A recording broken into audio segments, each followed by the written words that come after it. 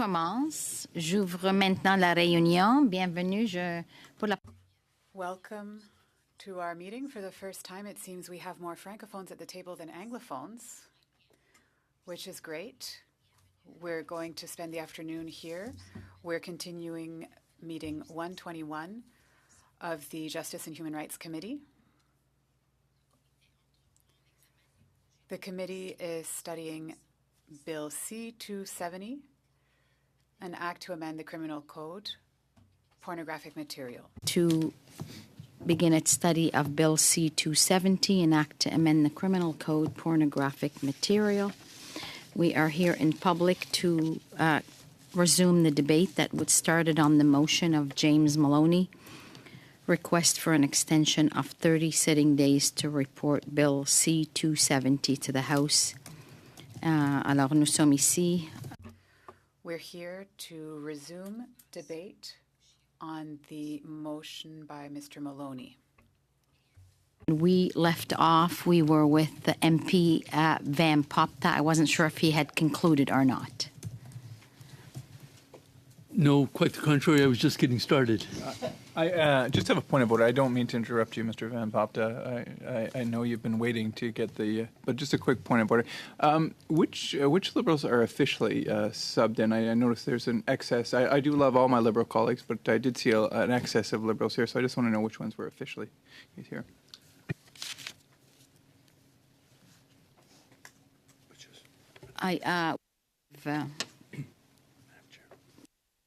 Yes, clerk? Yeah. Okay, thank you. So we have Monsieur Drouin. Bon après-midi. Merci pour être ici. Good afternoon, Mr. Drouin. Thank you for being with us this afternoon. Mr. Sampson is an extra at this time. Thank you. One thing, just for the benefit of the few that have never been on Justice Committee or certainly have not been for a long time, I would request all interventions be made through the chair and that you do not speak unless you are recognized by the chair. Now, the floor is yours, MP Van Popta. Thank you, Madam Chair.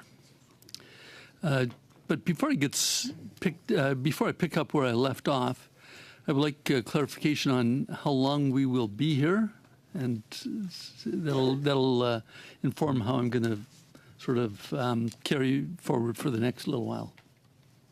So what I can tell you is we have resources till 11:30 tonight, and what happens will depend on the committee. I'm at the discretion of the committee. Mm-hmm.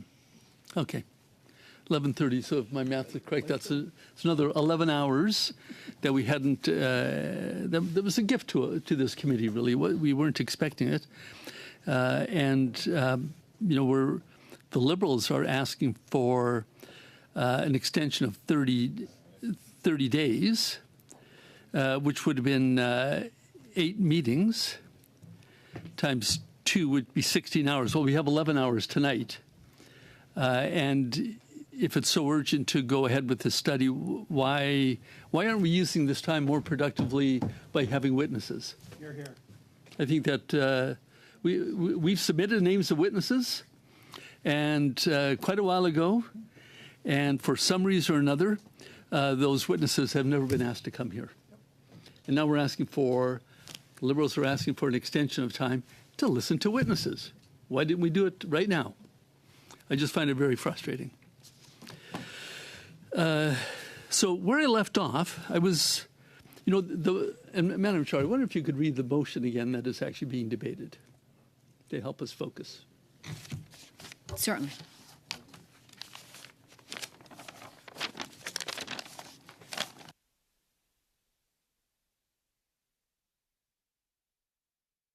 So the motion that we are on reads as follows. And it was, the notice of motion was dated October 7, 2020. Wow, it was a month ago. That the committee request an extension of 30 sitting days to the period of committee consideration for Bill C-270. Okay. Good, thank you. So just a simple motion, extend for 30 days. That motion was made 30 days ago. How many meetings have we had since then that we could have had witnesses? And now we have another 11 hours and still no witnesses here. I think the Liberals are just playing games. I don't know what their end game is here, what their objective is here, but we're just wasting a lot of time. Unproductive use of this committee's efforts. To pick up where I left off, I was in response to that motion for an extension of 30 days. I was going through the schedule of events of this committee for the last 6 months, trying to understand how we got to this point where we are now in a crisis where we need an extension of 30 days to deal with our business. Why didn't we deal with it before? And I was making the point, for those benefit of those who are new to this committee today, the bill that is the subject of the debate, once we get going on it, once we get witnesses here, will be Private Members Bill C-270, which was referred to this committee on May 8th, so 6 months ago. Why do we need another 30 days? What are we going to do in those 30 days that we could have done in the first 6 months that have passed in the meantime? And I'm not going to belabor the point, but just to give a little bit of background to those who weren't part of the discussion yesterday, we had, and I'm doing it for the benefit of those who are gracing us with their presence today, and I really appreciate them all coming on all sides of the House. On May 8th, we were engaged in 2 very important studies. One was on anti-Semitism, and the other was on Islamophobia. The anti-Semitism study was on a proposal from the Liberals, and we, on the Conservative side of this table, we agreed to that because we think it was very important, given what was happening particularly on university campuses. One moment. Honestly, please, I'm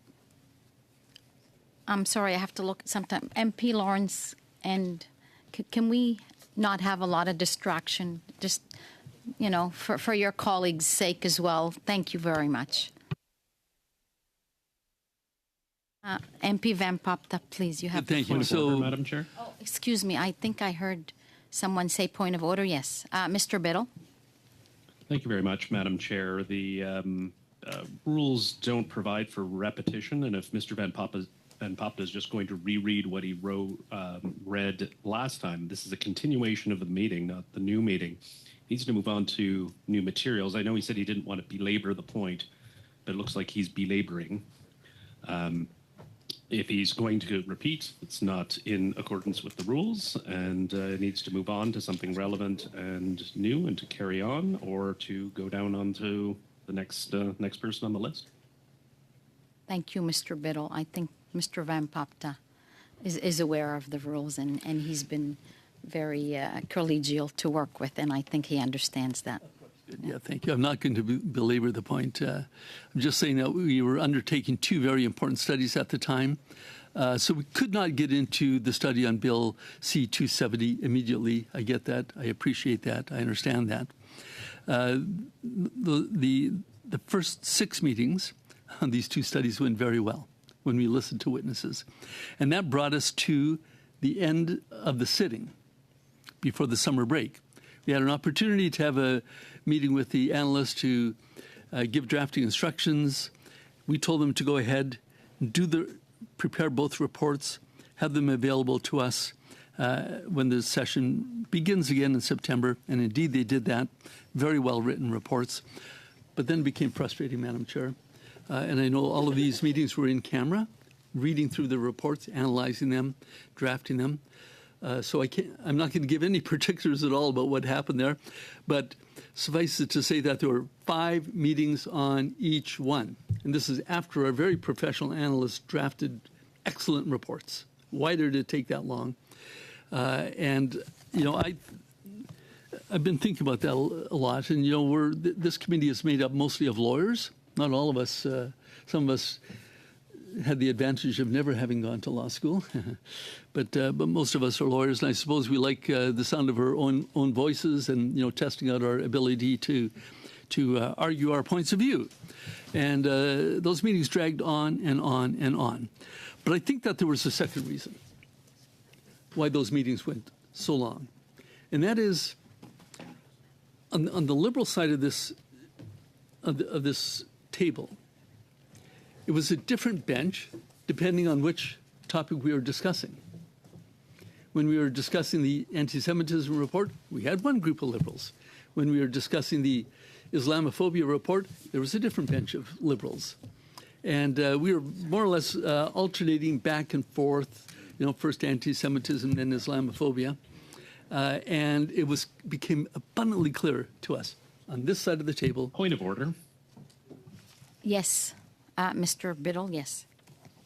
I don't know the relevancy of questioning the legitimacy of members to appear, and especially Jewish and Muslim members to appear at a committee on topics of Islamophobia and anti-Semitism, and it's truly disgusting. A, it's not relevant. B, it's disgusting to suggest that their presence delayed the study of this bill. And I'm hoping Mr. Van Popta can get to something relevant. I know he doesn't want Mr. Viersen to testify. Perhaps as a compromise, we can meet this coming week after Remembrance Day with Mr. Viersen starting the study. We could probably finish it next week, or even call him this afternoon. I'm sure he'd be happy to zoom in, and we'd be happy to hear from him.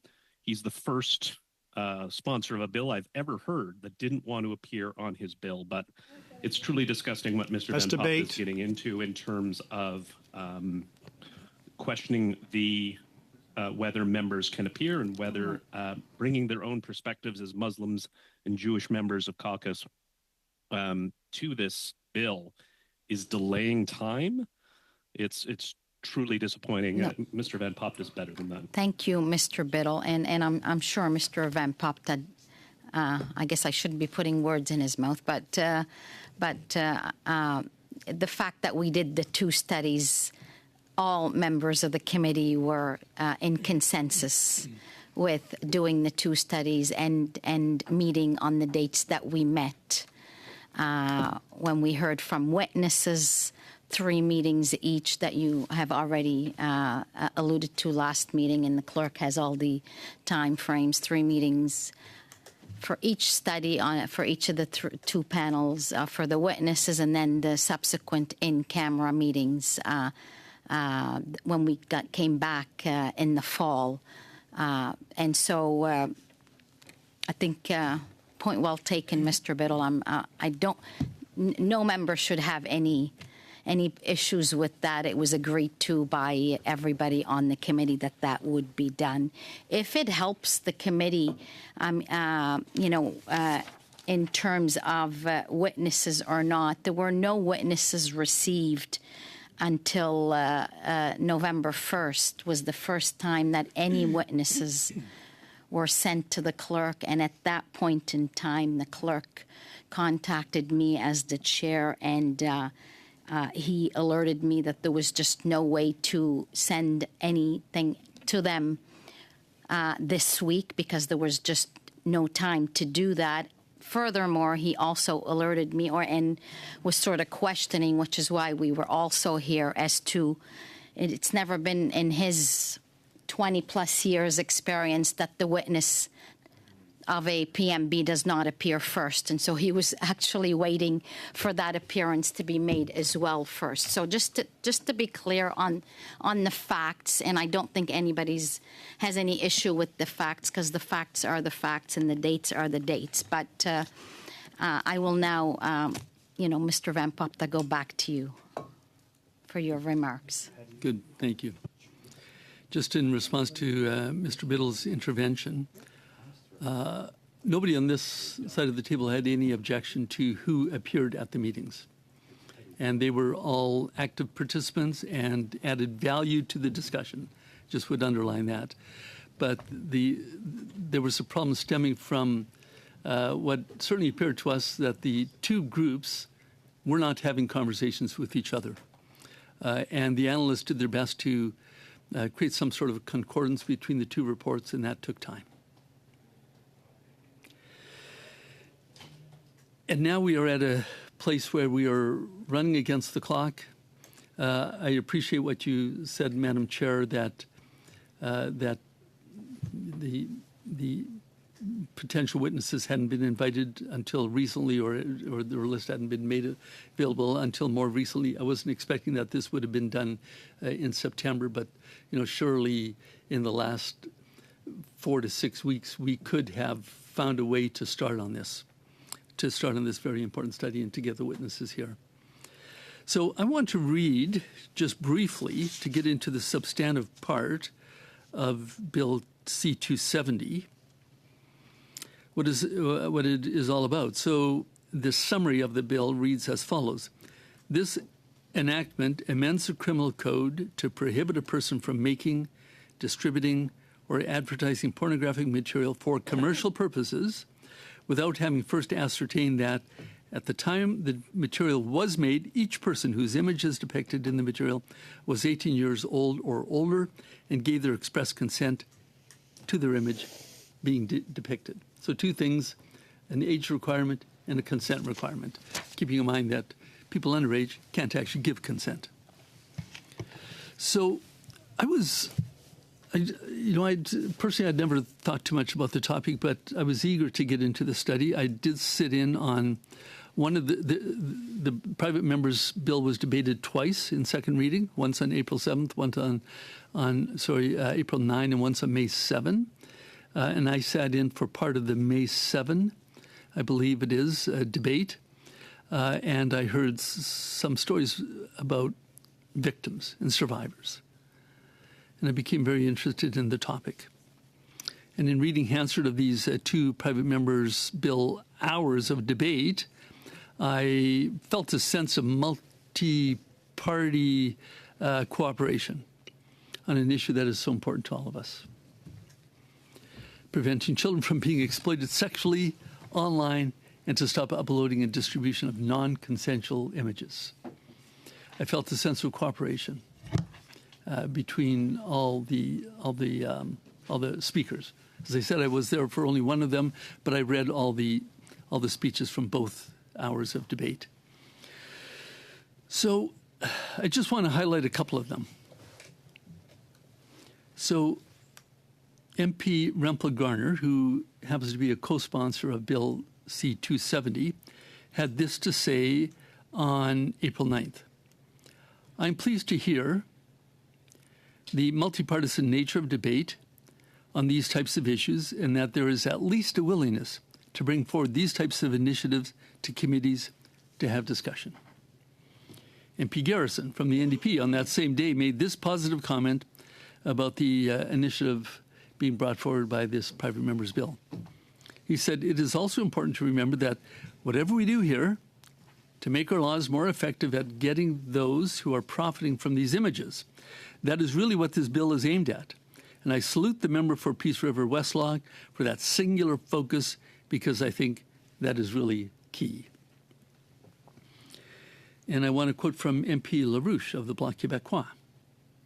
And it's important to note that she also chairs the all-party parliamentary group to end modern slavery and human trafficking. So she has a long track record of being interested in this topic and advocating for victims.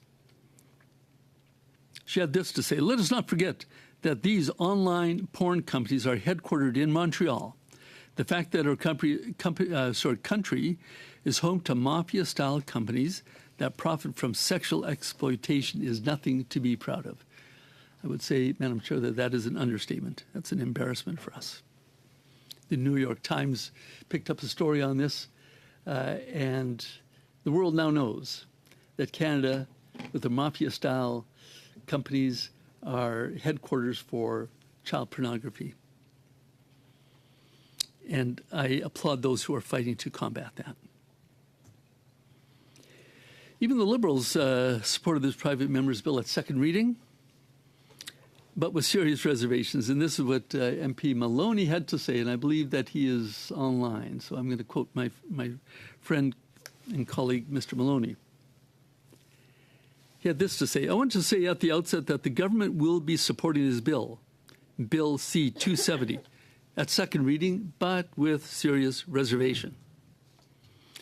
He then pointed out that this Bill C-270 was in response to a 2021 report to the Commons of the House Commons Standing Committee on Access to Information, Privacy and Ethics. And that committee, the Ethics Committee, commenced that study at least partially in response to the New York Times story that had run earlier in that year, or might have been the previous year. And I just want to read a couple of pieces from that report because I think it is very relevant to what we're talking about today. I'm not going to belabor the point because the report is available for anybody to read. But this is just a couple of paragraphs from the summary of that report. Recent reports regarding the presence of child sexual abuse material and other non-consensual content on the adult platform Pornhub led the House of Commons Standing Committee on Access to Information, Privacy and Ethics to undertake a study on the protection of privacy and reputation on online platforms such as Pornhub. This study gave the committee a window into the world of adult websites and how their content moderation practices have failed to protect the privacy and reputation of individuals online. This is a Canadian company. Going on, the next paragraph. The committee had heard harrowing accounts from survivors who had had images and videos of themselves uploaded to the Pornhub website without their consent. Some were minors, some were adults. All encountered difficulties in having these images and videos taken down. The committee also heard from the executives of MindGeek and Pornhub, who told the committee that they have appropriate practices in place and are constantly striving to improve their measures. I, for one, do not believe that. And certainly the investigation that this committee undertook and the conclusions that they came to would underline that as well. And I just want to read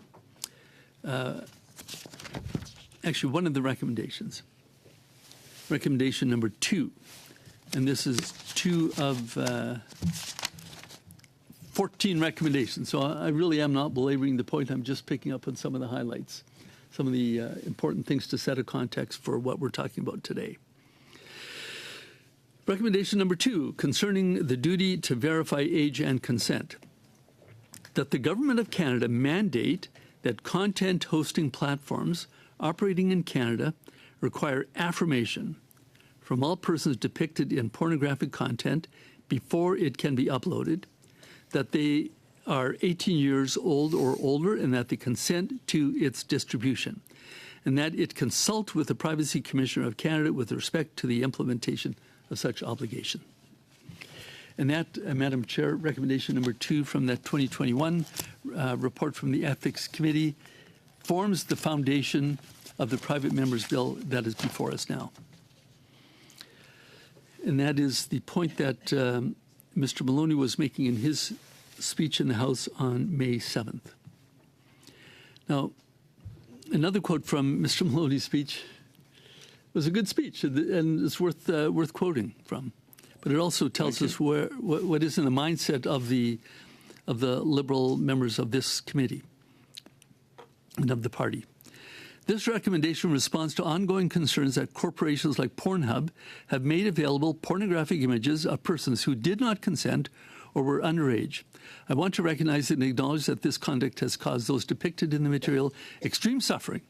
I agree that we must do everything that we can to protect those who have been subjected to such trauma and to prevent it from happening in the first place. Yes, indeed, do everything that we can, except don't call witnesses. Witnesses could have been here today. Point of order. Point of order, Madam Chair. Yes, Mr. Maloney? If Mr. Van Popta is continuing to interpret what I said, let me be very clear. What I was trying to say is, yes, it's an important bill. Yes, it should be studied by this committee. And yes, Mr. Viersen should be here to explain it to us. It was nothing more complicated than that. Thank you, Mr. Maloney, for that, Mr. Van Popta. Good, thank you. Well, I would take the opportunity just to point out once again that we could have witnesses here today. Whether or not Mr. Viersen appears, we could have witnesses here today. There are a lot of important witnesses that we could hear from, that would give valuable testimony that would help inform our report back to the House of Commons. But again, today we are failing to take that opportunity. So what don't the sense that I have is that the Liberals do not like Bill C-270. They voted in favor for second reading to send it to committee, but with serious reservations. So what are some of those reservations? I'm just going to continue here with some more Mr. Maloney's comments. And I just want to underline, Mr. Maloney, it was a good speech. It was well researched and useful information in it. We might just disagree on the direction that we should be going. He said, individuals who informally make or distribute pornographic material of themselves and of people that they know are unlikely to verify age by examining legal documentation. They are also unlikely to secure formal written consent. It concerns me that such people would be criminalized by the bill's proposed offenses, where they knew that everyone implicated was consenting and of age merely because they did not comply with the regulatory regime. Well, so I think this is what we're getting to the heart of their objection. They think that it is a regulatory scheme, that it's not going to work, and also they prefer Government Bill C-63, the Online Harms Act, which picks up on some of the direction that the private members bill that is before us today is taking. But it, too, creates a regulatory scheme. So, we don't like your regulatory scheme. We prefer our regulatory scheme. Is that what it's coming down to? And I think that this is a good point to just talk about what a couple of the witnesses said who appeared at the Ethics Committee for their study in 2021, which goes right to the point that I'm making here. So this is witness number one, unidentified. And she had this to say: when I was 24, I met someone I thought was a really nice guy. I married him. And as soon as he thought I was stuck, he stopped being nice pretty quickly. In April 2020, I moved away from our home to be safe, and obviously, we're not together anymore. During our relationship, sorry, it's going to go on for just a couple of paragraphs, but I think that this is really important to get on the record to set the context. During our relationship, I had let him take some pictures. I was uncomfortable at first because I had never been in any picture like that, but I trusted him, and I wanted to keep him happy. It wasn't until August 2020 that I discovered these private photos had been uploaded to porn sites, including Pornhub. So here I want to make the point, Madam Chair. She was of age, and she gave consent, but not for what he did with it later. So he would have had a defense against a bill that the Liberals are suggesting would be better than Bill C-270. She went on, I was upset about the photos, but it was about to get worse. Finding the photos led me to a video. I did not know the video existed. I found out about it by watching it on Pornhub. I don't want to get into the details. It was quite distasteful, but she was drugged.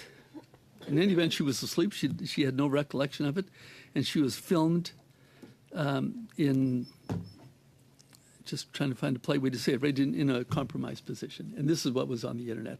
It was all over the internet. It was taken by her husband. She was of age. She had consented to some form of photos, but not to that, and not to the uploading on Pornhub. She goes on. My video had been uploaded August 2017. So by that time, I found out I had been active on Pornhub for over 3 years. I had no idea. And then she made a comment about Pornhub and sites like that. Sexual assault is not an anomaly on the porn sites. It is a genre. This leaves little incentive for those sites to moderate such content. To give an idea of the scope, of the spread as early as January 2021, after the December purge, and after the RCMP had removed a bunch for me. Googling the name of my Pornhub video still returned 1,900 results. Thanks to Pornhub, today is day 1,292 that I have been naked on these porn sites. So this is what we are trying to fight. This is what Private Members Bill C-270 is all about.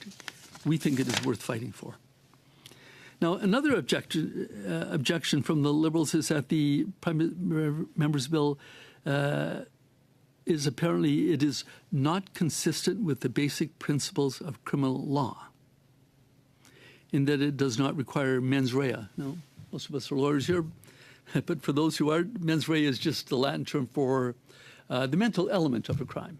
Not only must the Crown prove that an event happened, the Crown also has to prove that the person who caused the event to happen, the criminal event, had a guilty mind about it, knew that what they were doing was wrong. And then they go on, for example, that the accused knew or was reckless as to whether those depicted in the pornographic material did not consent or were not of age. Well, in response to that, I'm going to just read something from another person who appeared before the same ethics committee, and again known only as witness number 2. This is what she had to say. Again, just a few paragraphs. I'm now 19 years old. I was 17 when the videos of me on Pornhub came to my knowledge, and I was only 15 in the videos they've been profiting from, the porn sites. When I was 15, I was extorted by a man who was unknown at the time into sending massive amounts of videos and images of me. Why she did that, probably not very wise, but she did it. And then 2 years later, she said this is the first time I had any knowledge of being on their site. During this time, I stopped eating and leaving the house, and I was even considering suicide. I started getting hundreds of follow requests daily on my social media accounts and at least 50 messages a day sending me links of videos of me on Pornhub. That's when I realized that my name and social media had been posted alongside the videos. Mr. Van Popta, one moment. We have a point of order. Mr. Biddle. In saying that the victim wasn't very wise, is Mr. Van Popta blaming the victim? Are we really getting into this for a filibuster, that we're blaming victims for the crimes that are committed against them? Mr. Biddle wants to If you're going to delay this bill, at least have the decency not to blame the victims. Well, tell him to wait Whoever's for his heckling me, I time. can't hear you in sync. That's not a point. You're going to have to yell a little louder than that. Sounds like Mr. Brock, who's defending his friend, who's blaming victims. This is unbelievable that in a filibuster, the Conservatives would engage in this. I thought they pretended to care about victims. Thank you, Mr. Biddle. Monsieur, Monsieur Drouin. Just I sit and I have to have the opportunity and the pleasure of sitting with Mr. Brock on public accounts, and he knows very well the chair at public accounts will not allow any reading when members are filibustering, any reading from any material. And I'm just wondering, are we applying the same rules? And I'm sure that Mr. Brock would object to the same, would follow the same rules to every committee meeting that we appear. So I'm just wondering, is this the standard here, or are we applying different standards at other committees? Because Mr. Brock knows very well this is what we are, but it happens to be a Conservative chair, so maybe the rules are different. So Same point of order. that's a point. I'm willing to suspend to look into that, Mr. Brock. Well, that may be the practice in that particular committee that Mr. Drouin references. I stand corrected if I am wrong, but I don't believe that is a standing order. Perhaps the clerk can weigh in on that. It has been customary. It has been customary by you, Madam Chair, to allow some flexibility in terms of how we present, in terms of whether knowledge is readily available in one's mind, or simply are they refreshing their memory by using material before them. I think the danger is you just don't want to have a member reading verbatim for hours on end simply to waste time. And I don't believe Mr. Van Popta has been doing that at all from what I've heard and seen so far today and his brief intervention yesterday. But ultimately, Madam Chair, you are the chair of this particular committee. You can set your own rules, and you've done a very good job of finding that fine balance. And just because a chair in another committee does something differently doesn't necessarily mean that that is a precedent to be followed at every parliamentary committee. Thank you, MP Brock. I actually appreciate those words. Give me a couple of minutes, please. And before I do, yes, MP Drouin. Just on that. Just because I'm not in public accounts, Okay. and so I would like to. There's just standing Yes. orders, and I want to thank Mr. Brock for providing me with a great quote because I will bring this up with our chair, but chairs normally would chair their meeting fairly the same way across committees. Committees are bound by standing orders, and the tous les comités qui opèrent dans ce Parlement. And all committees working in this parliament must obey the same standing orders. There is no special order or rule for one committee or the other. I quite agree with that. I will take a few minutes. Simply to confer with the clerk. Thank you.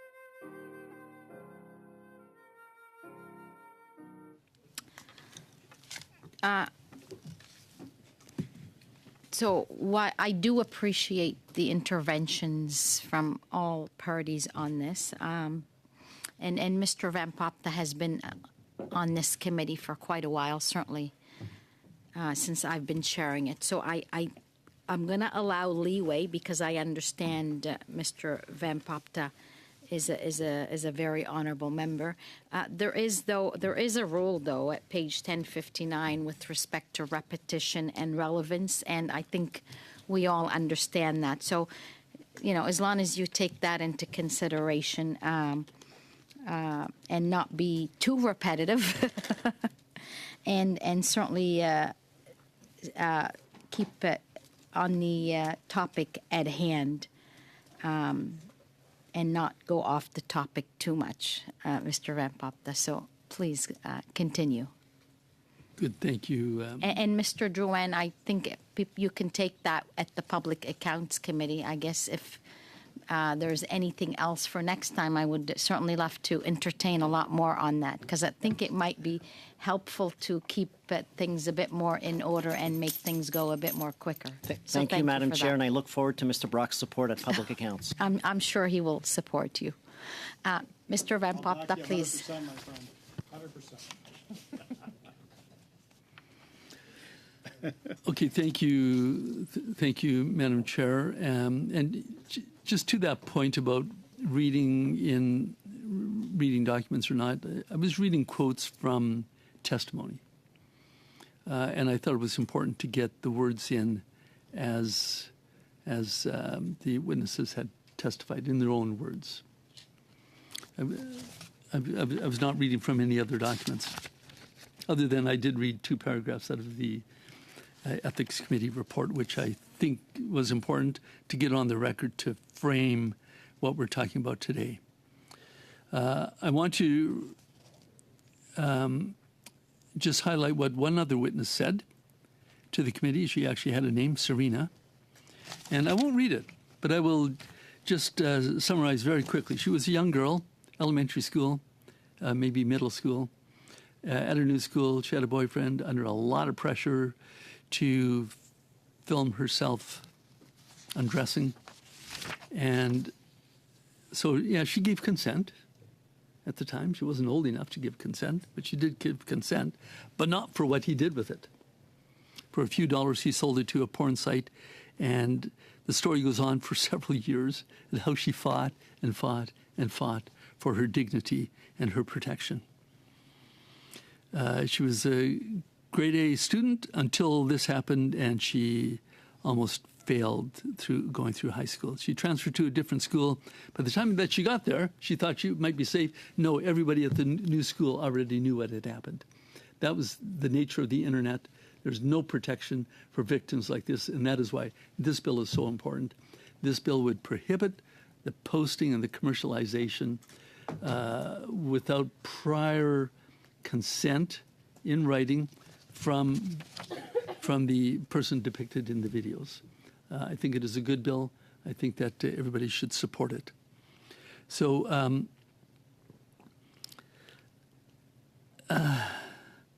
we know that there has been criticism of this bill from the Liberals, and I know that once we get into the debate of the bill itself, that I'm sure that we'll hear more of that. They voted yes at second reading, but intending to gut it. Serious reservations is what they're saying. And I believe that what they want is a watered-down bill to come back to the House, one that they can vote for, but which won't have any teeth. And the last thing that they want is for this bill to come back to the House unamended, because I believe that they will vote against it, which politically is going to be very, very difficult for them to do. So the way I see it, there are 3 options. Number 1, we get their 30-day extension, which we're saying is not necessary. The Liberals have mismanaged the legislative agenda, not only here but also in the House, and now they're trying to buy extra time. And I'm saying that we could have had witnesses the last couple of weeks already, the last couple of meetings already. We could certainly have them right now. They can let the 60-day deadline pass, but then the bill will go back to the House unamended. They don't want that. Or they can prorogue Parliament to get rid of this problem, together with get rid of some other problems that have been caused by their inability to manage the legislative agenda, both in committee and in the House. Or there's a fourth option, and that's the one that I would recommend, and that is that the Prime Minister takes a walk over to the Governor General's mansion, ask for her to dissolve this Parliament so that we can go ahead and have election, and let the people decide who is right. With that, Madam Chair, I'm going to cede the floor. But I will have more to say later on, but I know that some of my colleagues also want to speak, so thank you. Thank you can very put my much. name on the list. Thank you again. very That'd be much, great. Mr. Van Papta. We will now go to MP Brock. Thank you, Madam Chair. MP Giovanni, I've taken his name off. He's not in the room. If he enters again, we can put it back subsequently. So MP Brock. Yes, so I think I will start my my intervention by recapping some of the important points and areas that I've heard from my colleagues yesterday and today. And I think the most important point that I wish to reiterate for what I trust to be a number, thousands of Canadians who are following this and watching this particular committee, and I'll give them advance notice that this committee potentially sits to 11:30 p.m. this evening. The important point that I wish to make, and this is following up on my colleague Mr. Van Popta's earlier interventions, is that there is an overriding theme that is being developed here. And it's not being propagated and it's not being established by any other party other than the Liberal Party of Canada, supported by their coalition partners, the NDP. Because if they truly cared about victims, and I intend on going through some legislative history over my 3+ years as a parliamentarian, which demonstrates the complete opposite of empathy towards victims in this country. They would not be engaging in this particular position that they are taking. This is nothing more than political gamemanship. It is partisanship and, quite frankly, petty politics, which I find extremely disgusting. As Mr. Van Popta pointed out, that this particular bill reached our committee before we recessed for the summer, this past summer in 2024, in June of 2024. We returned to Parliament in mid-September, and committees resumed towards the end of September. And while the committee, the Justice Committee, has been studying two important reports regarding the rise of both anti-Semitism and Islamophobia, Bill 270 was always waiting in the wings. And you, Madam Chair, would often bring it up from time to time. I'm also mindful of the fact we had many meetings over the course of 2+ months that ended early. Some meetings didn't actually happen at all. I can't say with any degree of confidence that all the meetings that have been scheduled for justice since we returned this past fall have been utilized effectively in terms of utilizing all the resources that we had available to us. So here we are now with a looming deadline that we were all made aware of months ago, weeks ago. And not to put too much of a fine point on it, Madam Chair, but the Conservative Party of Canada submitted a significant list of witnesses, subject matter experts in this particular area. That was last Friday. In that interim, we had a meeting on Monday. We had a meeting yesterday. We're meeting today. Perhaps we're meeting again next week. But there is absolutely no sense, no urgency, no direction from this committee that this committee is prioritizing the hearing of witnesses. And when I listen to some Liberal members... Point of order. Point of order, Madam Chair. Yes, I have two on the line with points of order, so please proceed. Thank you, Madam Chair. Just a correction, Mr. Brock was the one who denied unanimous consent to have us hear witnesses yesterday, starting with Mr. Viersen. So I hope he corrects that in his lengthy commentary that's about to follow about us being the ones blocking things, since he denied unanimous consent. Thank you. And I will now hear MP Maloney. Thank you, Madam Chair. I was going to make the same point as Mr. Biddle, but I will add to it that it's inaccurate to say that there's been no sense of urgency on the part of the Liberal members of this committee. We've been trying to move this bill forward on the agenda for some months. If there's any lack of urgency, it's on the other side. And now there's total obstruction because they're just refusing to proceed because they do not want Mr. Viersen to speak at this committee, Mr. Van Pop to address the issue of having an election, which raises the question, are they going to hide Mr. Viersen and prevent him from running in that election whenever it may take place? On that point of order, Madam Chair. Mr. Lawrence.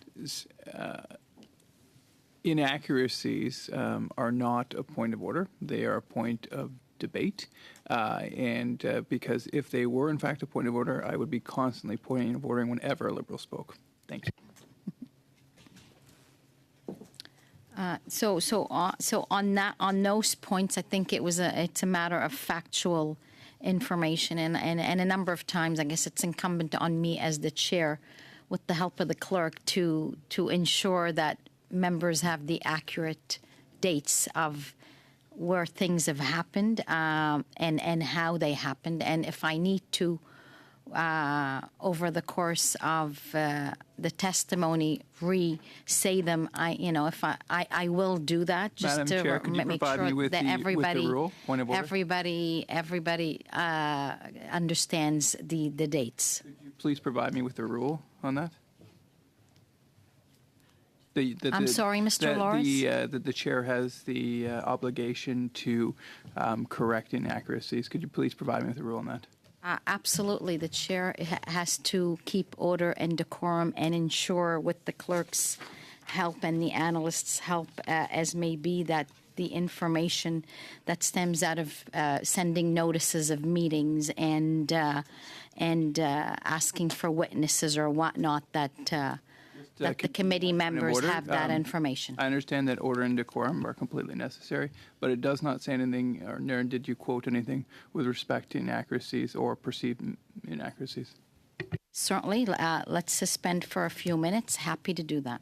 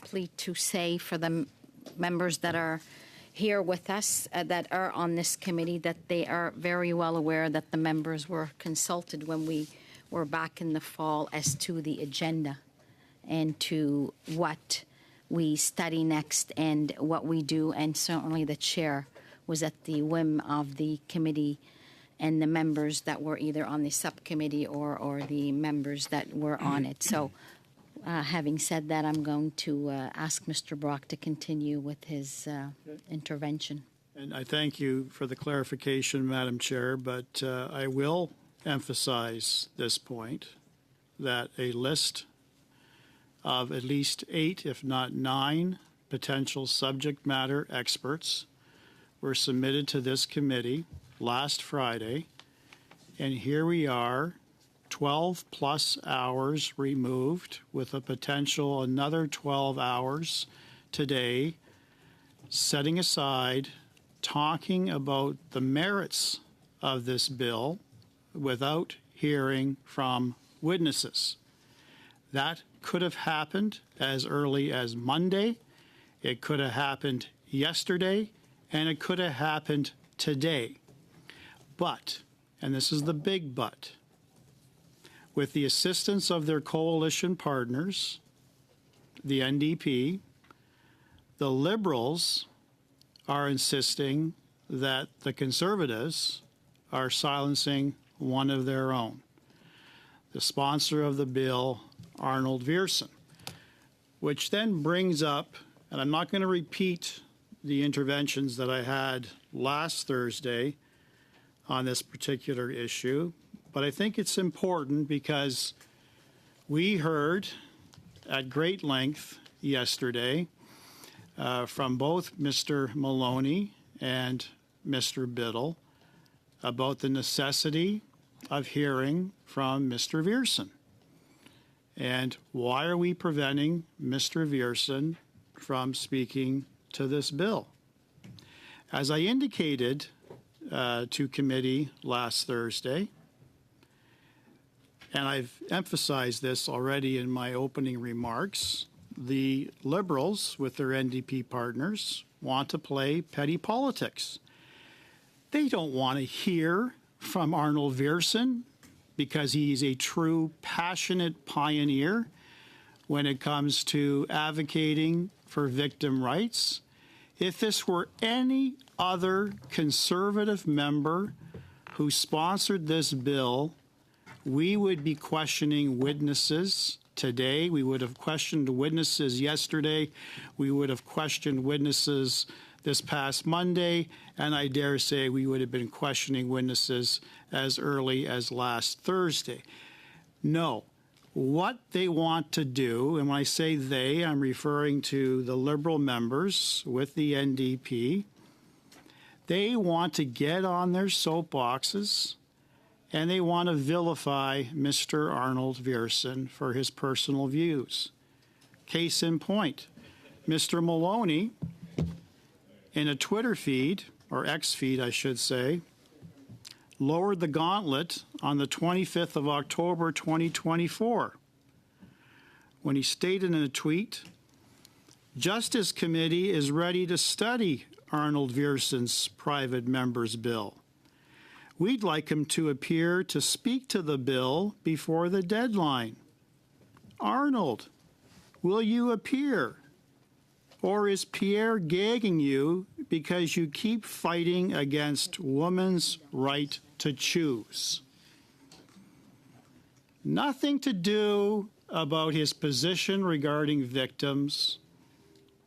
What this bill is about, and I will be speaking about the merits of this bill during the intervention. No, Mr. Maloney followed that up with a couple of other tweets, November the 1st. So do you want to hear from Arnold or not? 2 hours of filibuster and Arnold Viersen is still missing in action on his own bill. Conservatives made one thing clear. They're blocking him from talking. Makes you wonder, Is it something Arnold said? Doubling down on that earlier tweet. And then yesterday, James Maloney says in a tweet, how far are conservatives willing to go to censor their own team? Entering hour 4 of a conservative filibuster with the sole goal of stopping Arnold Viersen from presenting his own bill at Justice Committee.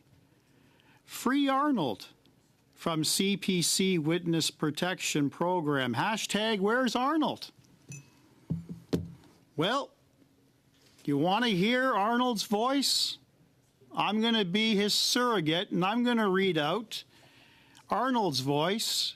I'm going to read out into the record his debate at second reading. Point of order. One moment, Mr. Brock. Mr. Biddle, please. Point of order. Yes, Madam you can hear Chair, me? Yes. I don't know. Madam Chair, I don't know if Mr. Brock's going to do an impression of point of Mr. order. Viersen. He eloquently read Mr. Maloney's points, but he still hasn't addressed why they're hiding Mr. Viersen. That's not a point of order. This is And he can debate. read all he wants. This is do an debate. impression, Madam Chair, but- please. This is debate. Again, if they're Okay. going to This yell is debate. loud, they have to yell loud enough This that is I still can hear it in debate. St. Catharines. Thank you. But, Madam Thank you, Chair. Mr. Biddle. Point of order. Mr. Keurig? Thank you. Oh, very wait much, a minute. Madam You Chair. haven't been Well- tested. I'm sorry. Well, I would note that Mr. Biddle's previous point was not a point of order, but rather debate. Mr. would Keurig, we're going to ask suspend. For a sound test to ensure that I'm.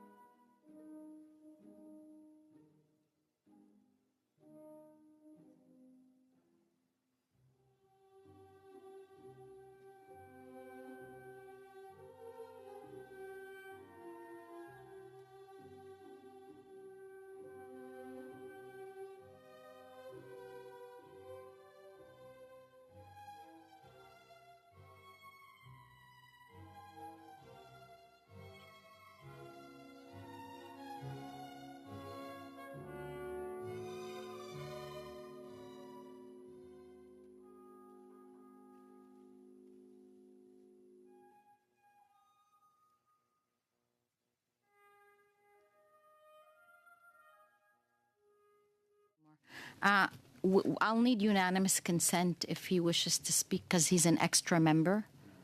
Point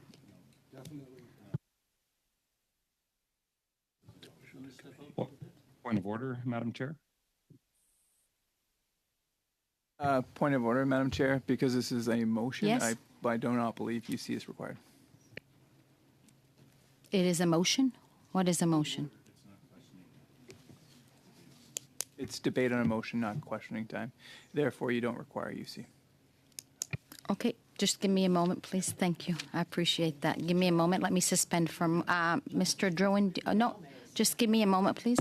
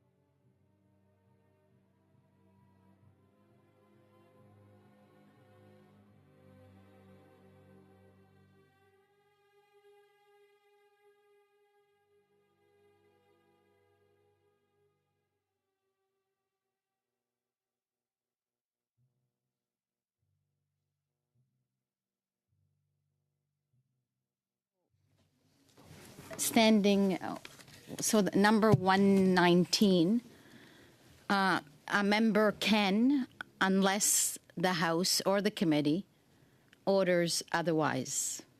So they can take part in the proceeding. They can't vote and they can't move any motions and they can't be part of a quorum. But if the committee concerned says they can't, then they can't. So I'm again at the whim of the committee whether he's allowed to or not. And that's finale. That's it. Like, so that's, and so it's up to the committee whether an extra person is allowed to make interventions. Point of order, Madam Chair. No, it's up to the committee. So I guess I'm asking the committee. So let's make this easy. Who's subbing for order, Madam Michelle Chair. Ferrari at this point? Just stand up and then you can. Actually, no, Takel. He'll be subbing in for Takel for the time being, Mr. Clerk. Point of order, Madam Chair. Just hold on a minute. I think we're subbing you in to take the place of another member. So just one moment, please.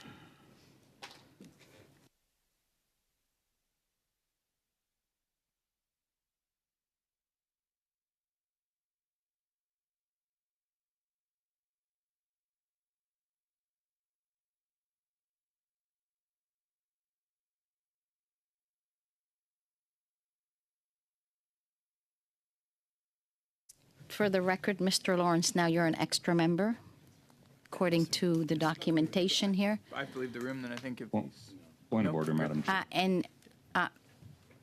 Okay, I'm sorry, who am I hearing? Who's Mr. speaking on Couric, the phone? virtually. Oh, Mr. Couric, yes, go ahead. Thank you very much. Thank you, Madam Chair. And when it comes to Standing Order 119 and the standard practice and interpretation, you are correct in that it is the will of a committee. However, to specifically exclude one member would require direction from that committee in the form of a motion. So, as duly elected members, all members are entitled to participate in proceedings. However, as stated in 119, not able to necessarily vote or be a part of quorum, but are entitled as members to participate. And as a result of that, whether or not I am subbed in, and I know that the government in an unprecedented way changed the standing orders, but one of the changes to the standing orders that was made earlier in this Parliament was to make very clear that virtual members are entitled to the same rights and privileges that in-person members are entitled. And as a result, I would ask that regardless of whether or not I am specifically subbed in and whether one is a extra member fulfilling their duties as a member of Parliament, not a regular member of the committee, I would ask to be placed on the speaking list. And but I would just ask, I would note So, Mr. Couric, you're trying to make a point of order. I'm not sure what it is. So, you're a member now. You're subbed in, so you're a member. And if you'd like to be placed on the list, that's not a problem. But just to be clear, I didn't hear you gavel into the meeting. So, are we actually in the active proceedings of the meeting, or are we still in a suspended format? No. We're in the meeting. Okay, I didn't note. I didn't hear you call it back to order after the previous suspension. I'm glad that my previous point of order about participation was on the record, but I am pleased to be back to justice, and I'm glad to now be on the list. Thank you very much. Thank you. You're very welcome. MP Brock? Thank you. So to recap, members from the government and the NDP wanted to hear words from Mr. Viersen. This is what Mr. Viersen had to say at second reading. Madam Speaker, imagine being the parent of a teenage daughter who has been missing for months, and somebody discovers 50 explicit videos of that daughter being sexually abused on Pornhub, the most popular porn site in the world. Imagine how one would feel if intimate images of one's sibling was uploaded and Pornhub refused one's request to remove that content. Now imagine if those videos of their exploited loved ones were being monetized and published for profit by Pornhub and were made available to Pornhub's now I think this is a typo, it says 130 daily visitors. I would imagine that's probably in the millions worldwide. How would someone feel if Pornhub's only response was an auto reply email? Understandably, one would be outraged. One would be furious. Yet this happens over and over. Survivors, including a 12-year-old from Ontario, have had to seek justice through their own lawsuits because in Canada, the onus is on survivors and on law enforcement to prove, after the material has been uploaded, that the individuals depicted in those videos are either underage or have not consented to their distribution. This is a serious problem that Bill C-270, the Stopping Internet Sexual Exploitation Act, seeks to fix. It's important to note that for years, survivors, child protection agencies, and the police have spoken out about this exploitation. They have not been silent. Survivors have shared how pornographic companies like Pornhub have been profiting from content depicting minors, sex trafficking victims, sexual assault, intimate images, and gender-based violence for years. As early as 2019, companies like PayPal cut ties with MindGeek due to the availability of exploitive and abusive content. In March 2020, a few parliamentarians and I wrote a public letter to the Prime Minister to alert him about the exploitation that was happening on MindGeek. We followed up in November 2020 with a letter to the then Minister of Justice, urging him to ensure that our laws were adequate to prevent women and girls from being exploited by Pornhub. It was the New York Times expose on December the 4th, 2020, in a piece written by Nicholas Kristof that finally got the public's and the government's attention. It was entitled, quote, "The Children of Pornhub. Why does Canada allow this company to profit off videos of exploitation and assault?" End of quote. That article finally kicked off a firestorm of international attention on Pornhub, which is one of many pornographic websites owned by MindGeek, a Canadian company based in Montreal. About a year ago, it was bought and rebranded as ILO by a company called Ethical Capital Partners based in Ottawa. A few days after that article, the House of Commons Ethics Committee initiated an investigation into Pornhub. I joined the Ethics Committee for its study on Pornhub and listened to the harrowing stories of young women who had videos of sexual assaults or intimate content shared without their consent. And I know Mr. Van Popta shared some of those quotes. Many of these women were minors when the videos were created and uploaded to pornography sites like Pornhub. I want to take a moment to share some of their testimony. Serena Flites, whose story was covered by the New York Times expose, had videos of her at age 13 uploaded by her ex-boyfriend. After that, her whole life came crumbling down. She experienced depression and drug use. She was harassed by people at her school who found her video and sent it to family members. She was blackmailed.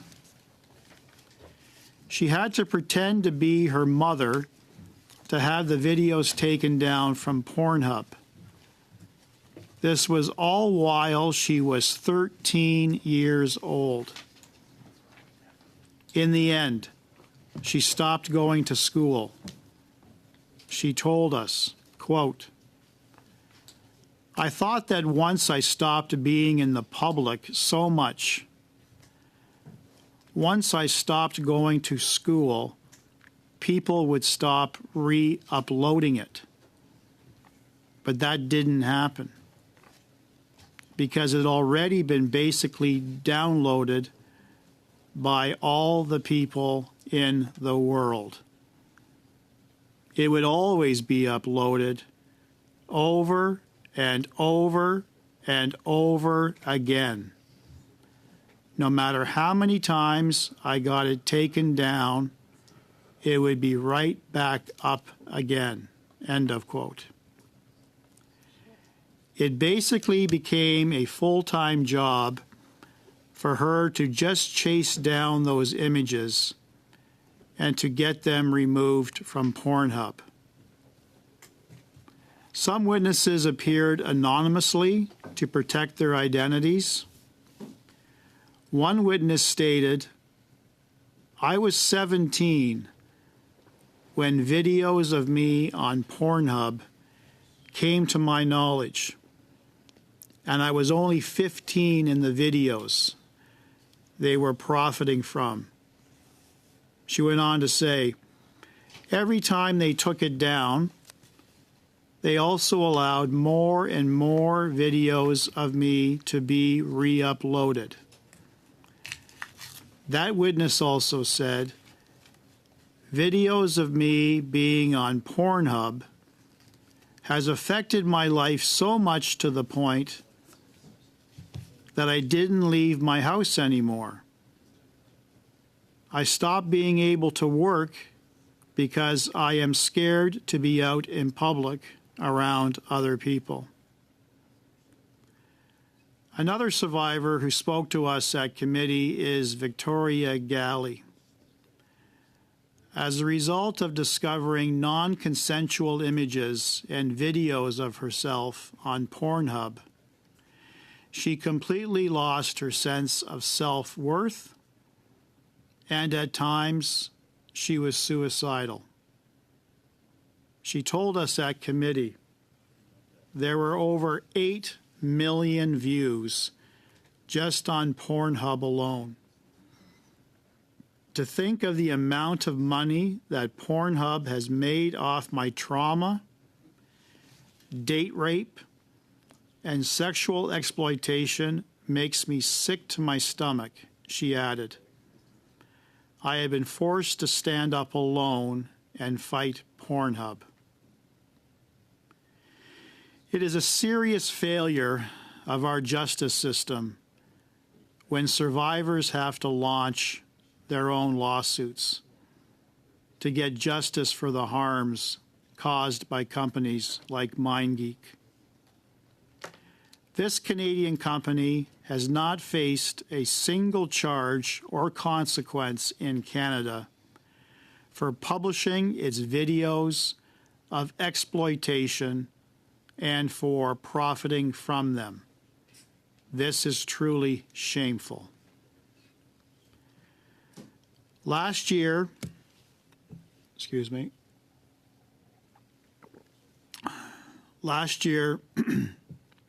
a survivor named Aldous Wallace reached out to me.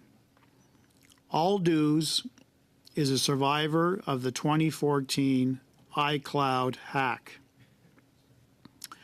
She is also an award-winning actress, executive producer, artist, and director of Foundation RA.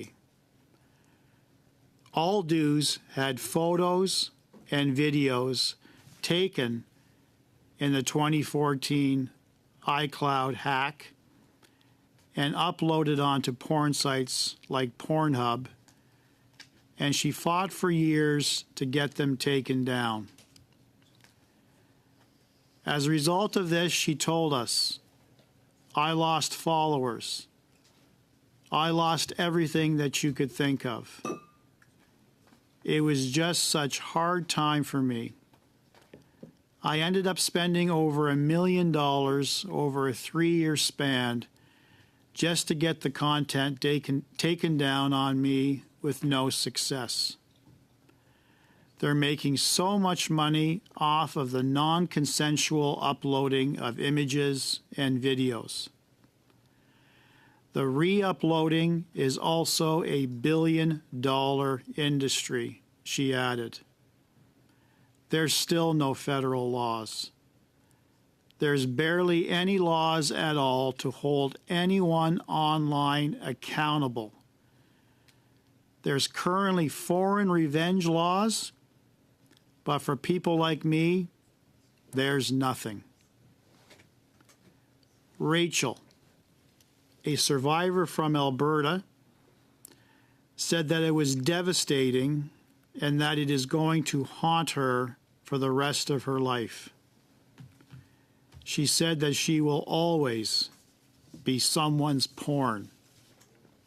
I hope every member at this committee lets that sink in. I will always be somebody's porn. Not for a brief period of time, not for months. We're talking for life. I want to point out the incredible courage of Victoria, Serena, and Aldous, Rachel, and many other survivors who have spoken out. In the midst of one of the most difficult moments of their lives, they are fighting back against a $1 billion industry that seeks to profit from their pain and exploitation. I thank Victoria, Serena, Aldous, and Rachel for refusing to back down. I thank them for their courage. I thank them for their relentless pursuit of justice. I would encourage members to listen to their full testimonies, and they can do so at www.siseact.ca. Throughout the Ethics Committee hearings and from the interactions I've had with survivors since, it is clear that this is a common problem. Pornographic companies are publishing and monetizing content without verifying the age and the consent of the people depicted in them. This is particularly a problem for Canada, as many of those websites are hosted here. That is a shameful legacy of this country. Bill 270, the Stopping Internet Sexual Exploitation Act, would stop this. I am going to quote right from the summary of my bill.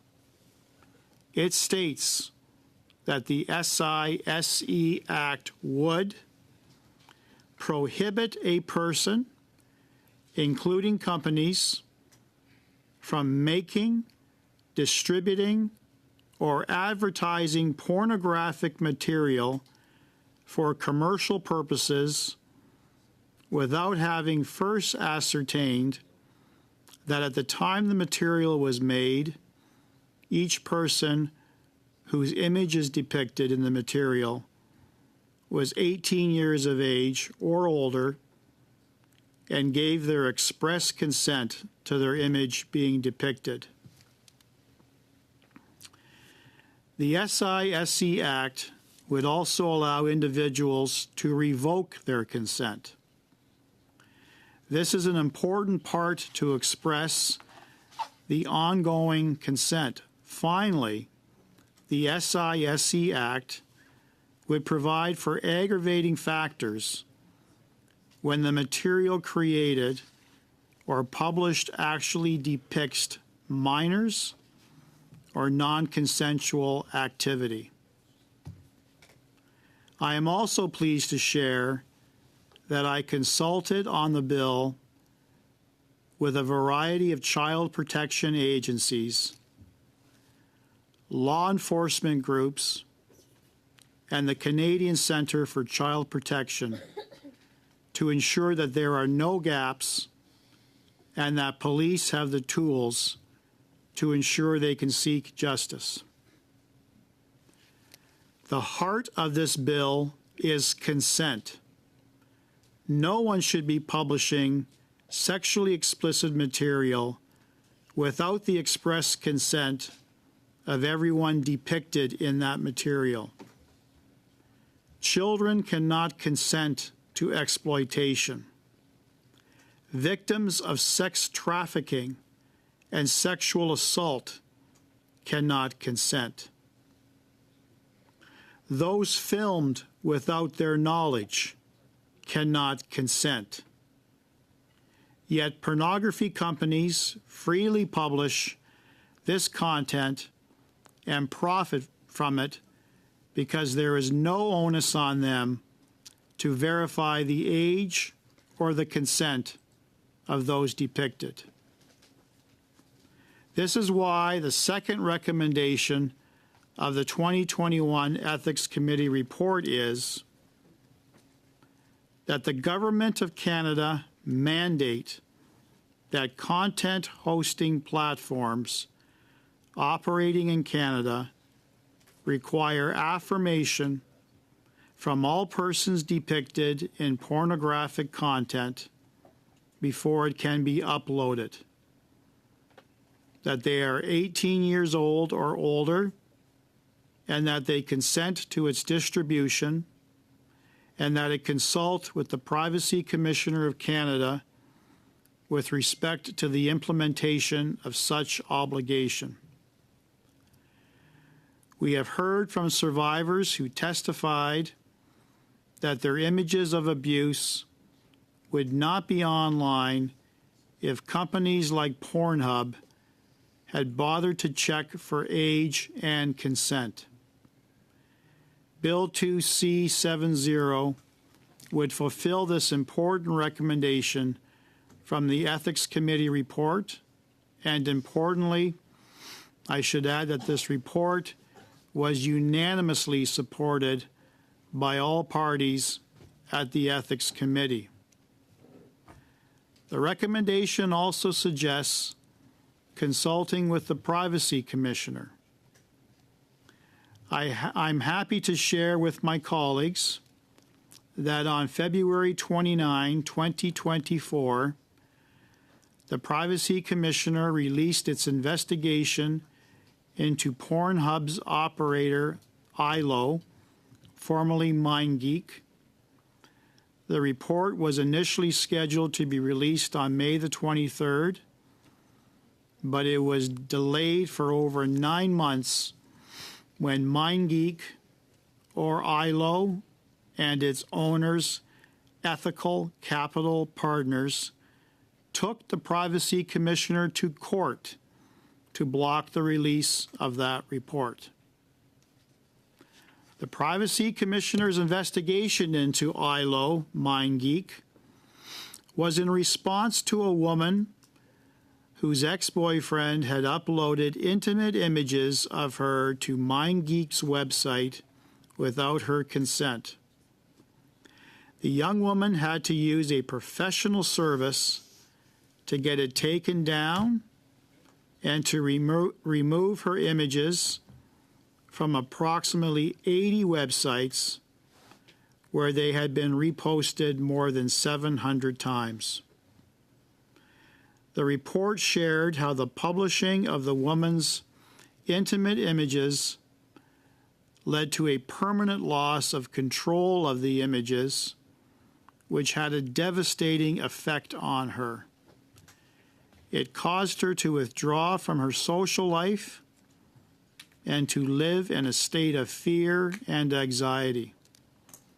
The commissioner stated, "This untenable situation could have been avoided in many cases had MindGeek obtained direct consent from each individual depicted in content prior to or at the time of upload." Pornhub's own monthly non-consensual content report suggests that non-consensual content is still regularly uploaded and viewed by thousands of users before it is removed. We find that by continuing to rely solely on the uploader to verify consent, MindGeek fails to ensure that it has obtained valid and meaningful consent from all individuals depicted in content uploaded to its websites. Ultimately, the Privacy Commissioner recommended that Pornhub and its owners adopt measures that would verify age and consent before any content is uploaded. I would urge all members to read the Privacy Commissioner's report on Pornhub. While Pornhub and its owners are the biggest pornography company in the world, this bill would ensure that age verification and consent applies to all pornography companies, because whether it is videos of child exploitation, sex trafficking, AI deepfakes, sexual assault, or an intimate encounter filmed by a partner, once a video or image has been uploaded, it is virtually impossible to eliminate. Each video can be viewed and downloaded millions of times within a 24-hour period, starting an endless nightmare for victims who must fight to get those videos removed, only for them to be uploaded again within minutes or hours. Canada must do more to prevent this exploitive content from ever reaching the internet in the first place. I hope I have the support of my colleagues in ending this nightmare for so many and in preventing it for so many more. To the survivors, some of whom are watching today, we thank them. Their voices are being heard. I want to thank the organizations that have supported me along the way in getting this bill to this point: the National Center on Sexual Exploitation, the National Council of Women of Canada, the Ottawa Coalition to End Human Trafficking, the London Abused Women Centre, Defend Dignity, the Vancouver Collective Against Sexual Exploitation, the Salvation Army, Survivor Safety Matters, Foundation RA, Montreal Council of Women, Cease UK, Parents Aware, Joy Smith Foundation, Hope Resource Center Association, Evangelical Fellowship of Canada, Colchester Sexual Assault Center, Sexual Assault and Violence Intervention Services of Halton, and Ally Global Foundation. That, colleagues, are the words of Arnold Viersen, who you so passionately asked that he present this Point of bill. order. Yes, Mr. Maloney, I believe it was. Or no, I'm sorry. Mr. Biddle? Thank you so much. I just want to clarify that though it was well spoken, Mr. Brock is embarrassed to bring his colleague to say those actual things before this Chair? committee. We can That is continue debate. with witnesses Okay. if Mr. Pearson comes. This is Thank- clearly and debate. testifies. Okay. I look forward to Thank hearing you. Mr. Biddle when his time comes on the speaking list. I think I have the floor, Madam Speaker. Mr. Keurig is It's not a point of interrupting, and I order, think that's Chair. I think that's unfortunate. Okay. A point of order, Madam Thank Chair. you, Mr. Biddle. Mr. Brock, the floor is You know, yours. I find it, Point of order, Madam Chair. I'm going to ask, because there's quite a few numbers virtual, I'm going to ask you to please put your lights on or your hands up, not lights, I guess, your virtual hand up so that I can properly recognize you. And if I don't recognize you, I'll get help from the table here. If I don't see you, I'll do my best to do that. But please don't speak because there's several of you speaking at the same time. So that I can visually be able to monitor both those that are virtual as well as those that are in the room in person. Mr. Maloney, I know you have your virtual hand up, so please go ahead. Thank you. It seems we're making some progress. We now have what appears to be Mr. Viersen's view on his own bill, but I'm now wondering now if Mr. Brock will provide Mr. Viersen so we can ask him some questions on that speech.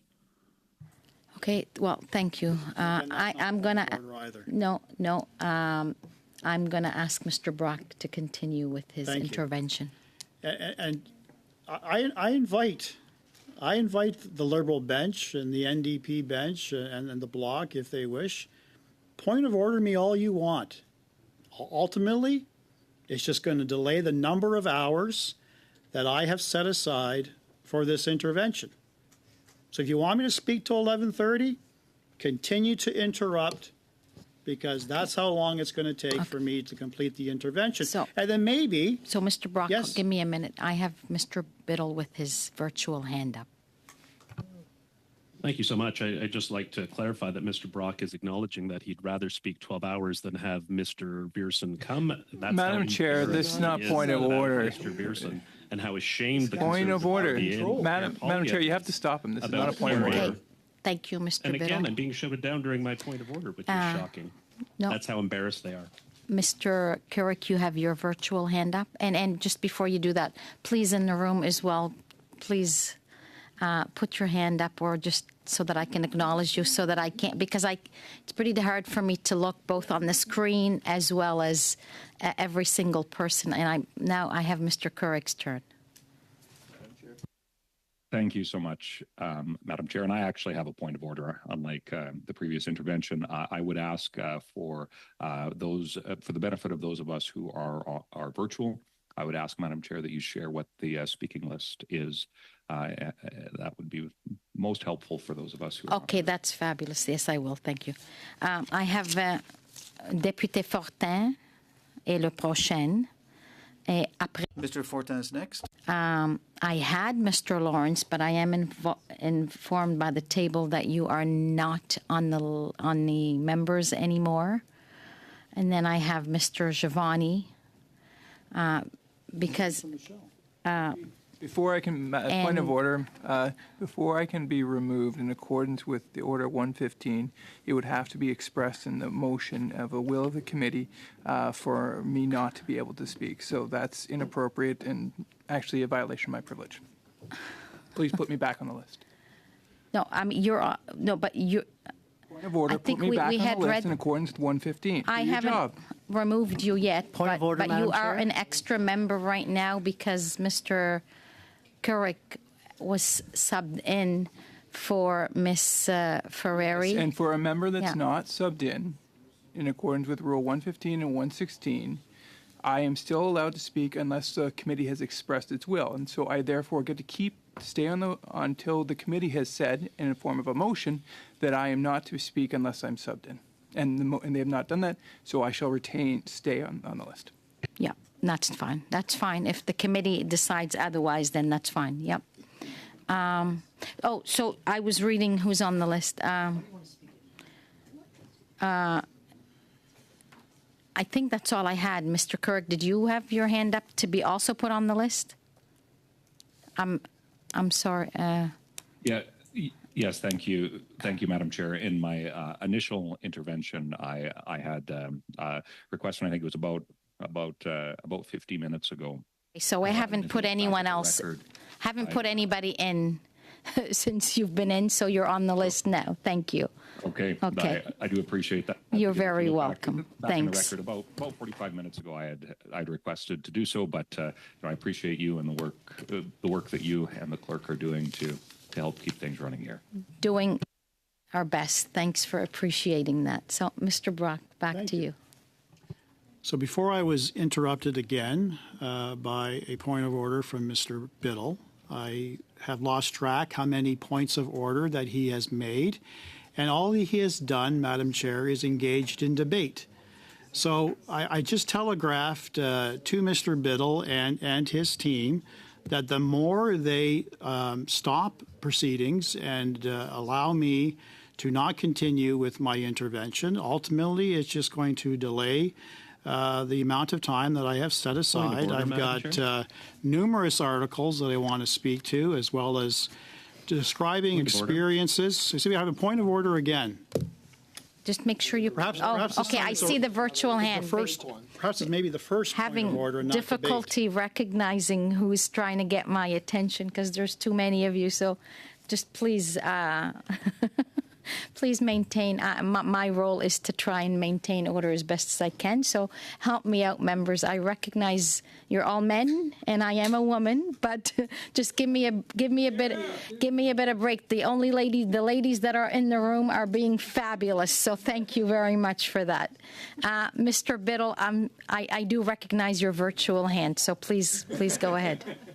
Thank you very much. As we have gone through, repetition is not appropriate. Mr. Brock is intentionally repeating himself. Point of orders or not, that's not an excuse. Despite how ashamed and embarrassed he is to have Mr. Beerson come, he cannot be repeating himself, and that is a violation of the standing orders.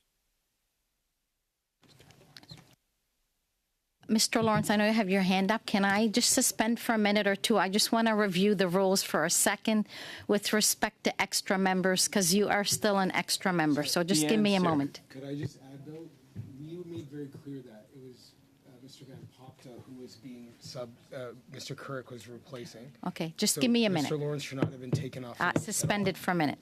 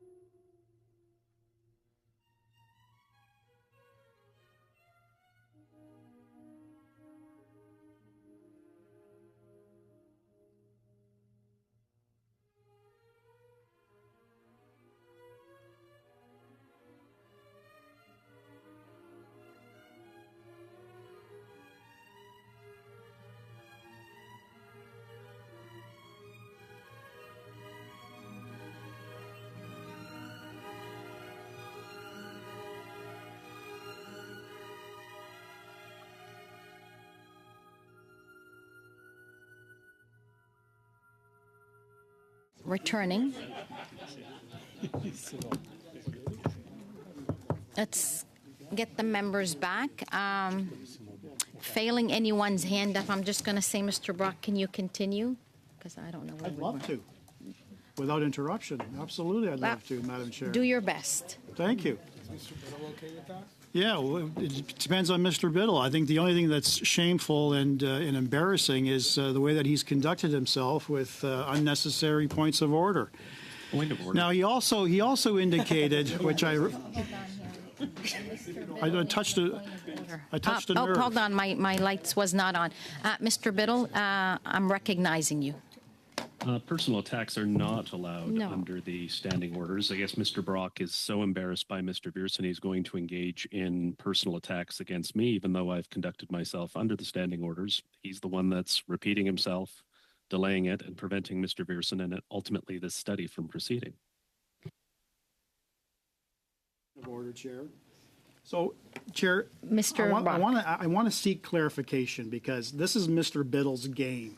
This is what he does. Despite myself, other members of the Conservative team voicing concerns that every one of Mr. Biddle's points of order were in fact debate and not points of order, I have yet to hear any direction from you, Madam Chair, who are charged with the responsibility of determining the validity or the lack thereof of points of order. So from this point forward, because if we continue at this pace, perhaps we're going to be here all next week with me continuing my intervention and listening to Mr. Biddle again trying to debate. He will have the opportunity at some point. I don't even know if his name's on the list. But what he likes to do is to distract, divide, and confuse. That's his game. And that's petty politics. Yes, I'm under someone's and skin. that brings me to the original point I was making about the Liberal game with respect to this particular study. So I'm asking you, Madam Chair, go ahead. to please exercise rulings and determine whether points of order are legitimate or not legitimate. Thank Okay. you. Will do so. I have Mr. Maloney's hand, and then I have MP Drouin's hand up. So I just would like to hear everybody first. Thank you. I appreciate that. MP Maloney. Thank you, Madam Chair. Look, I have the greatest of respect for Mr. Biddle. I also have a great deal of respect for Mr. Brock. It is completely unnecessary and totally inappropriate to be casting aspersions at another member and imputing motive. Look, we're all professionals here. What does come to mind is the old saying, pot calling the kettle black. But I think that perhaps Mr. Brock, I know Mr. Brock thinks that relevance is subjective, but if he's going to start asking the chair for rulings on every single intervention, he's going to be interrupted by more frequently, not only by Mr. Biddle, but by every other member in this committee. The point is, look, I don't think Mr. Biddle is doing anything inappropriate. He is addressing issues of relevance. He's trying to keep his conduct professional, as he always does. And I think Mr. Brock's comments towards him are not only 100% wrong, they're completely inappropriate. And I hope we can rise above that moving forward. Thank you. Thank you, Mr. Maloney. And my list has grown, and it's all on the point of order, so that's great. I'd love to hear them all. I will go with Mr. Drouin, Monsieur Drouin. Après ça, we have...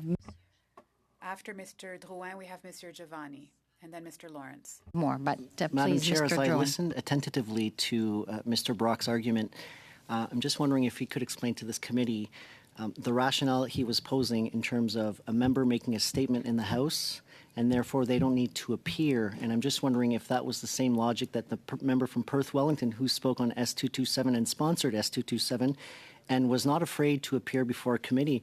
And I would ask him whether or not he's had a discussion with Mr. John Nader, who had the courage to appear before a committee, a parliamentary committee, to testify on a bill that he's sponsoring himself.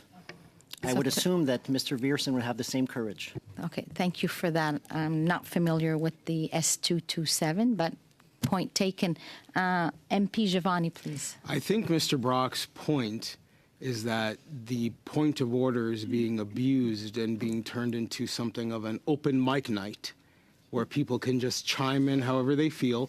And Mr. Biddle in particular abusing the virtual aspect of this, where, you know, when he's here in person, he's slunking around, doesn't make a lot of noise. Now he's just unmuting himself whenever he feels like, throwing in jibes and comments, and he's not being corrected. He's done this while Mr. Brock is speaking. You've not even addressed him at all when he interrupts and just throws things. If we were doing that in here, you would say something. He's abusing the virtual format, and I think he needs to be corrected, Madam Chair. So thank you for your comments, and I do recognize members are now waiting to be acknowledged, whether it's virtually or in the room. So I appreciate that. Thank you very much. No, they've all been acknowledging that. He's unmuting himself. So Mr. Lawrence, and I do see virtually Mr. Couric, you'd be next, and then I see Madame Dillon après vous. Alors, Mr. Lawrence, s'il vous plaît. Thank you, Madam Chair. As you rightfully pointed out, it is your responsibility to maintain order and decorum, and that looks increasingly difficult. And so you have my condolences with respect to that responsibility. You rightfully called me out earlier for talking too loud with Mr. Drouin, and you were completely within your rights, and I apologize for causing any distraction. But I will say that there has been as Mr. Giovanni has said and Mr. Brock has said, there has been a pattern of Mr. Maloney and Mr. Biddle creating fake points of order that are equally, if not more distracting than having a sidebar conversation with a colleague.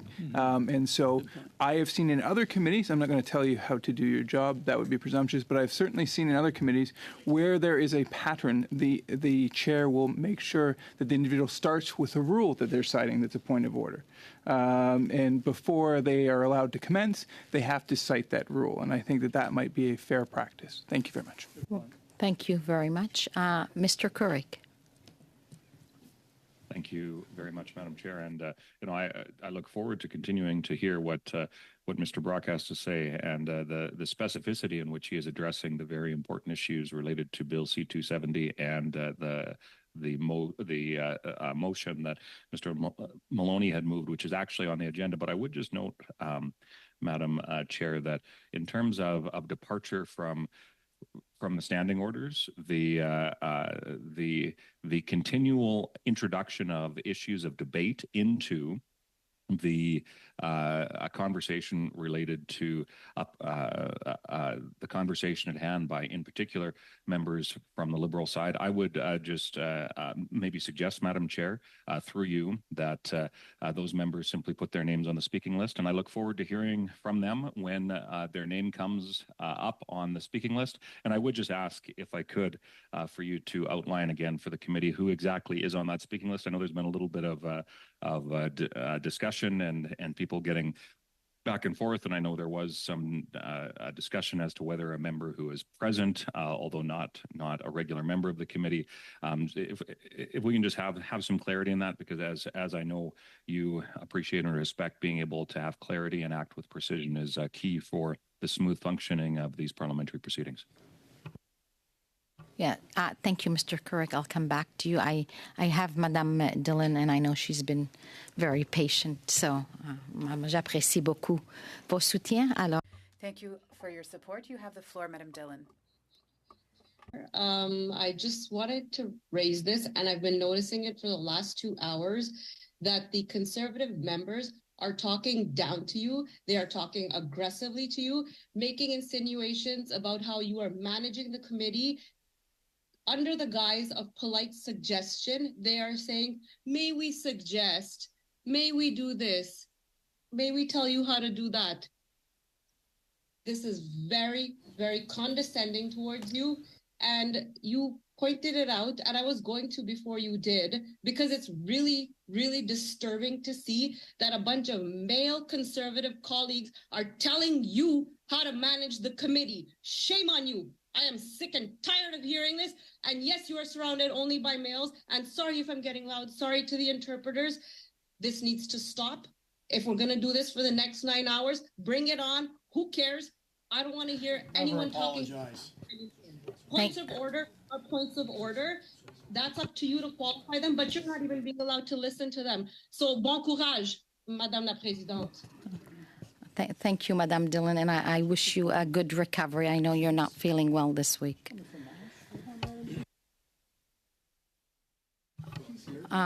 So are we finished with the points of orders now? And I do appreciate things. I do appreciate everybody trying to work together again so that we can continue on with the meetings.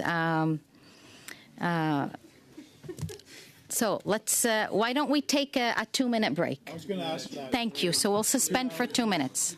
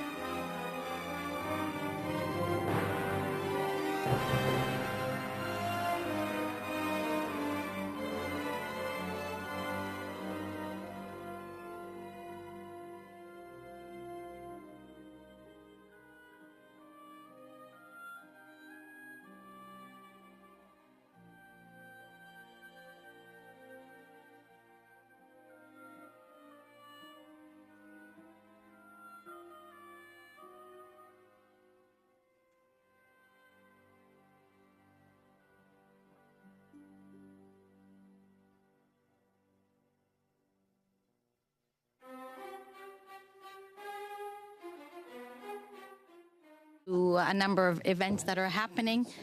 I'm suspending for the day. Meeting suspended.